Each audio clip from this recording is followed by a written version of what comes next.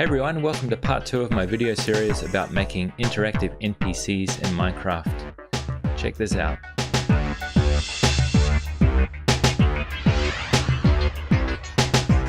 In my last video I showed you how to make a single-use NPC. On this video I'm going to show you how to make an NPC that you can keep going back to and trying different options with. So you could use it as a menu system, I guess. So let's do that now. We're going to go into the NPC generator. Now let's set up our base tag. Now the other one was called single use. I'm going to call this guy multi-use. Alright, now last time I set the namespace to demo, so I'll just use that again. And I'm going to make this the datapack name multi-use as well. So this is the name of the generated zip file. And that's the description. I won't go over that again. Just quickly, main tick tag. So this is what you do if you want this to run in the main tick loop of the game. So it's the easiest option to have that turned on. I'll show you in another video how to do this with that off. It's just an extra step you have to do. All right, I explained these things here in the last video, so I won't go over that again. Now, this is a multi-use NPC that you can keep going back to, and you can keep running the commands over and over again. So we'll let it do an effect to us for this one. So we'll make it ask us a question. What do you want? Okay, and we add an option. So one of the options will be levitate, and another option might be nausea.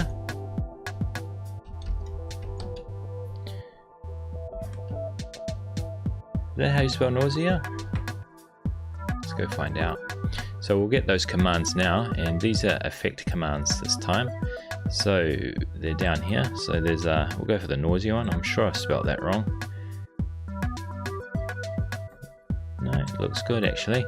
Now you get to set the seconds here, so we'll give ourselves some nausea for, I don't know, go for about 10 seconds with the amplifier of 2. I'm not sure if these ones even need the amplifier.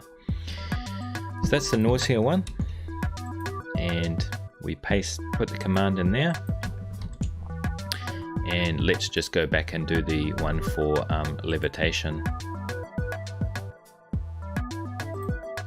We'll keep those numbers. I'll just reduce that one to 5 seconds. Okay, now what you do next is you say what happens after the command is run. So the next statement to run, if you just point it back to statement 1, this thing can be used over and over again. Now you can have more than one statement. You know, like you could do it like this. I'll just do this as a demo. If we just go a new statement, and then I change that to statement 2 as well. So we've got statement 2, statement 2. So no matter what happens, you'll go to statement 2, and then we'll just make it say something else. Was it fun? Okay, now to get us back to statement 1, we do have to give it an option. And we're only going to give the player one option for this, so you know, this is like a rhetorical question, I guess.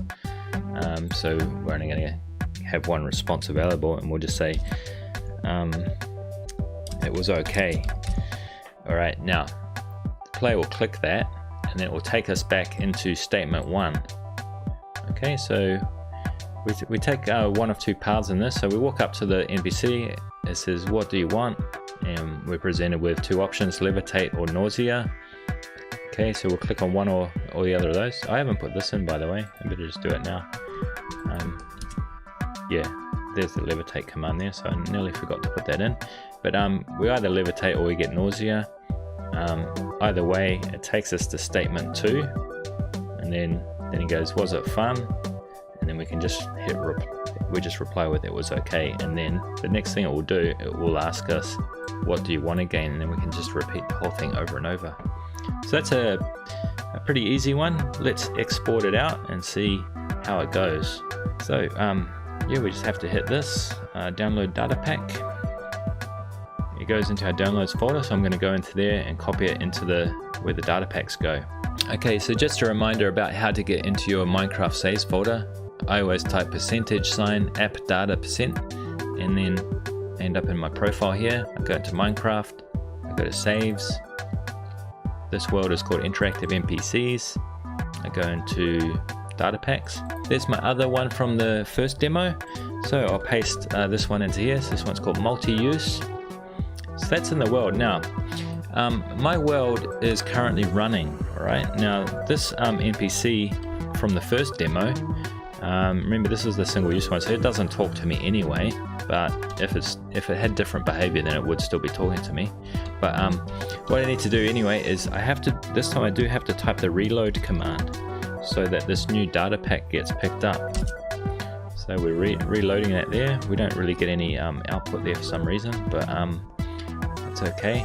Oh, that's right, it's because I turned the command block output off, and I think that's why we're not seeing it now. So it can be problematic if you're experimenting around with commands and they're not working. You won't get that feedback, I guess. So in that setup file, you need to decide whether or not you want that in there or not. Anyway, okay, now we need to run this setup function. Now, you should be able to see more commands in here this time. Yeah, here's the multi-use one. So here it is here, demo. So that's the namespace there, demo setup multi-use. That's the one we want to run for this. Okay, there it is. So the scoreboard objectives are all set up in this world. The final thing we need to do now is just make a multi-use entity that we can use for this. Now you don't actually have to use mobs for this. You can use any entity that hangs around and lasts for a while. So you could use a minecart or whatever, just as long as it's an entity. Armor stands are entities, so you could use those. Alright, so we're back in MCStacker. So let's summon an armor stand. And a few things we need to set up here. You may like to set it to invulnerable so no players come and destroy it. Persistence required, I guess, is important. There's nothing to do with AI for a armor stand, so we don't need that this time. But the crucial thing that we do need is the tag, and that needs to say multi-use in this example. Alright, so there it is, there's our armor stand. So let's copy that and paste that into the game. I'll just go out of range and then back in again, and it should just work. There it is. So it's asking me what do I want to do, so I'm going to choose levitate this time, and there we go, float up. I can sort of fly around. Okay, now it's asking me was it fun, so I click it was okay. Now it takes me back to the start, and now I can try this nausea one. Okay, so you can see the screen wobbling. So that's the nausea effect, and it's asking me if it was okay. And then I can click it was okay, and then I get to go again and again. Now, just to demo this other part of it, you can't run the commands when you're away from there. However, I can still click them, and it puts me into the right command set, I guess, and the effect runs only again when I get back into the range. See? So it's a little bit of a problem. I haven't quite worked out how to solve that one yet, but it's probably not a big deal. Alright, so that's the second video about the NPC generator. I've got a couple more to make to show you what's possible. See you on the next one.